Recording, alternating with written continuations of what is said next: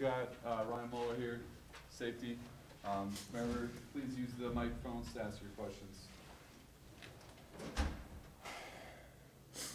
Ryan, was there any way to prepare for a runner, a quarterback that has that kind of speed and agility? There's always a way to prepare. I think when it comes down to it, execution wasn't there on my part. Execution wasn't there. You know, I think it's defense, and the defense, we're out there to tackle, we're out there to make plays, we're out there to stop, and we didn't do it. Anything specifically Khalil Tate was doing that was so hard to defend? No. Ryan, did you feel that you prepared enough, you and your defense prepared enough for a guy like Tate? Well, we didn't even know his number, if I'm going to be quite honest. We expected a different guy to back up, and someone else came in the game, and we didn't execute. Ryan, not the start to Pac-12 play you guys wanted. Is it just been an execution thing, or is there something else going on? I don't really know. I think you just got to hit the drawing board, You got to take it a week at a time, quarter by quarter, half by half, game by game. And you got to go out there and give your best fight, and you got to execute, and obviously we didn't do that.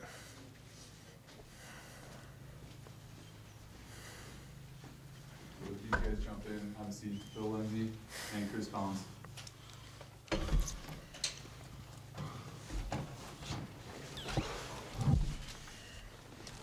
Phil, tonight you became the all-time leader in all-purpose yards. What does it just mean for you to be able to do that your senior season? I mean, I'd rather not talk about that right now. At the end of the day, we didn't get the win. That's what we wanted. And we're going to go back to square one, and we're going to get stuff rolling again. I'm proud of my teammates. Brian, I love you, and we're going to keep this stuff rolling, man.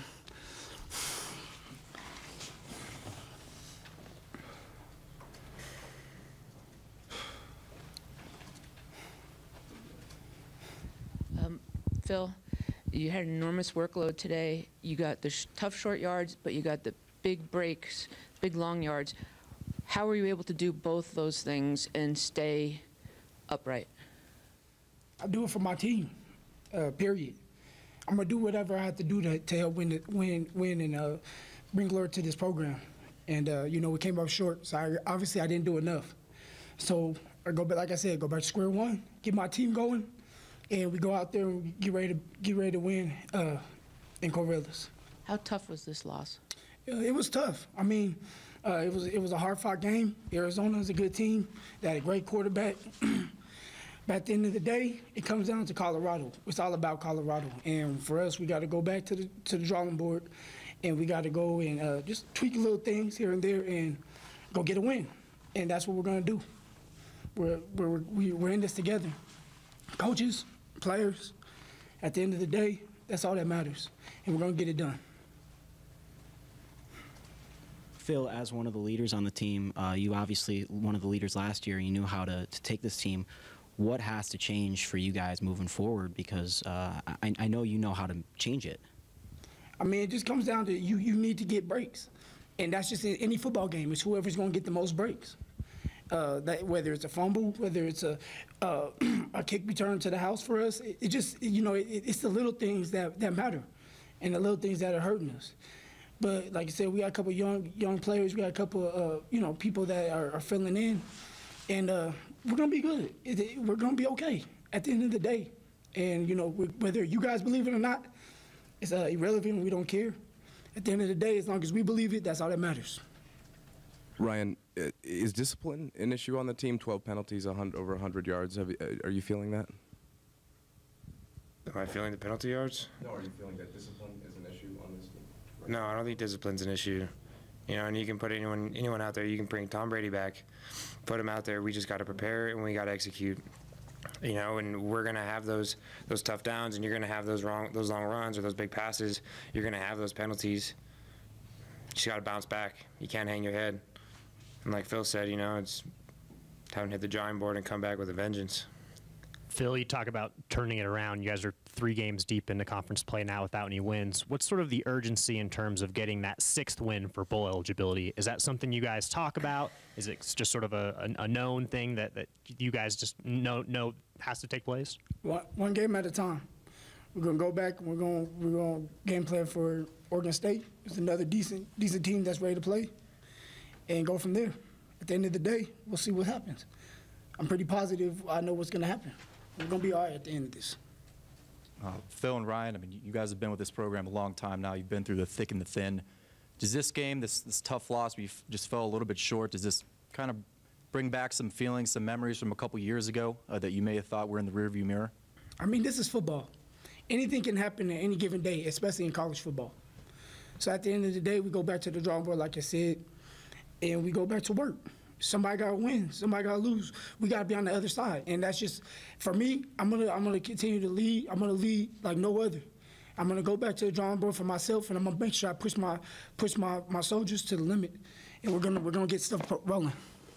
This kind of follows up on what has just been asked, but after what you did last year, where you took the program last year, do you feel like this team's underachieving, and how frustrating is that?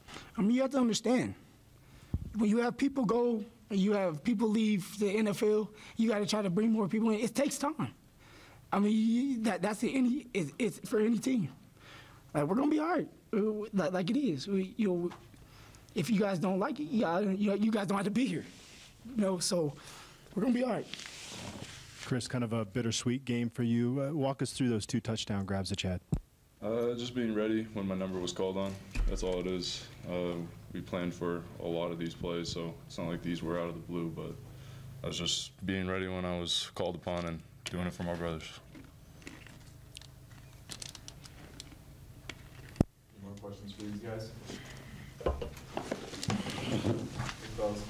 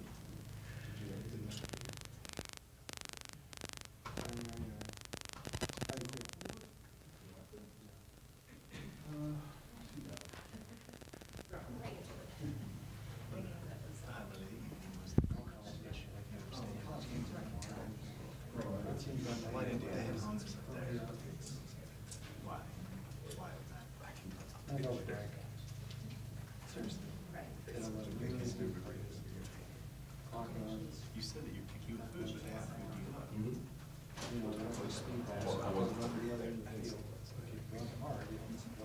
Then you eat some food. You're not sleeping and you're not eating.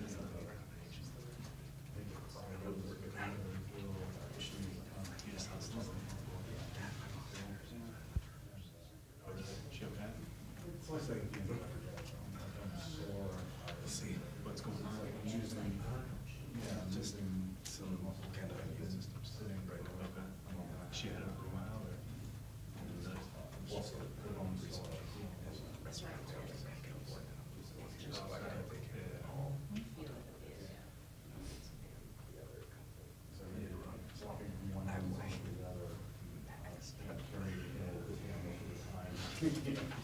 I just like it. Yeah, makes you stronger. I just leave it up there because you end up running. You're so wide, you're like a wide load when you hold it down the other side. There's kids starting out not paying attention. Bigger than they're. He wouldn't be very cute.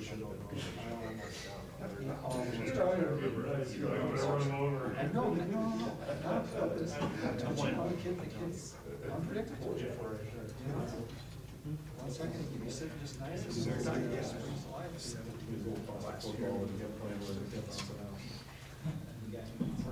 Michigan State held on. Yep, 14 students supposed to be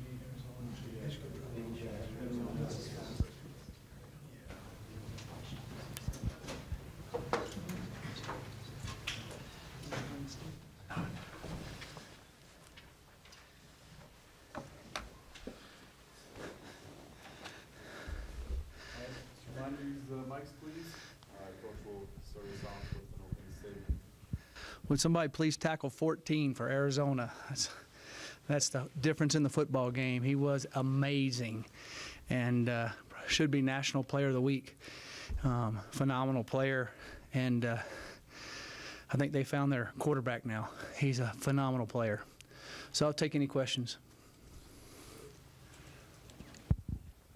Coach, you have a guy like Tate who really just performs in such a manner that really anyone, I think, could have predicted. But when you have a team like Arizona really going off script offensively, how do you even adjust to that defensively mid-game?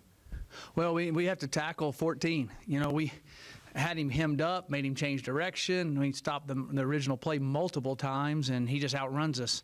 And we missed him a few times. He made some great plays. Of course, there's some things we could have done better, coached better, but we just couldn't tackle him.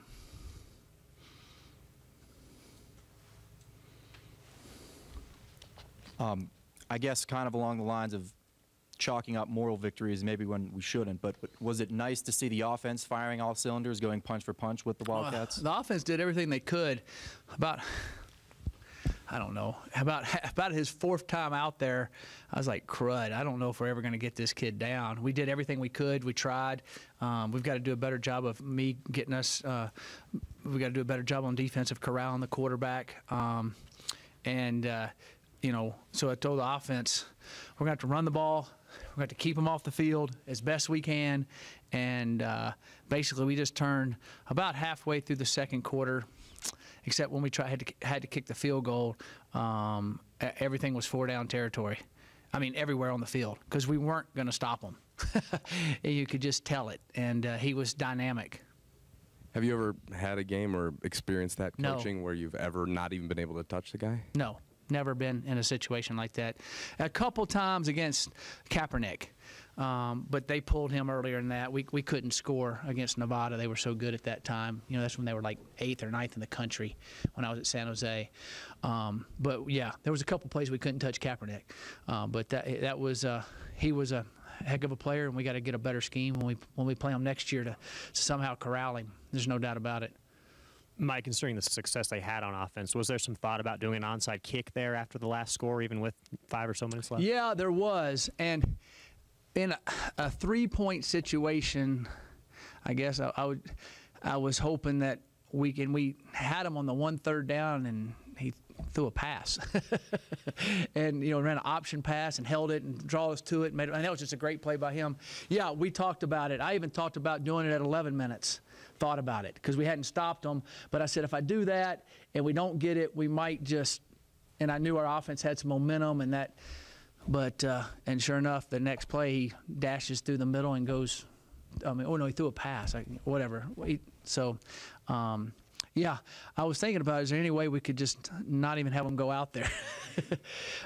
Yeah, we talked about a couple different things, thought about trying, and, you know, maybe should have tried because they were going to score anyway. Seems like this is a game that could be demoralizing, but you guys hung in there and fought till Right. pretty much the final minute. Do you see that kind of Yeah, a team I don't think our guys are demoralized. They're really dejected. You know, we've lost 2 heartbreakers in a row, really, down to the wire. That's the way the Pac-12 games are going to go. Last year, I think we won 5 of them like that, right? So we'll eventually win some more, and hopefully we can do that this week. You know, they kept playing hard and kept fighting, kept going, and so I was pleased with that. So, Coach, after a heartbreaker and such a wonky game, and now you dropped to 0-3 in Pac-12, what's the rally cry now going on the road for 2?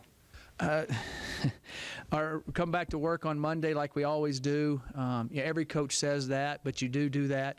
And then our rally cries, we've got to find a way to keep ourselves up, and to keep positive and keep motivated and go on the road and we got to go win some games here, and the kids want to do that. So, and they will.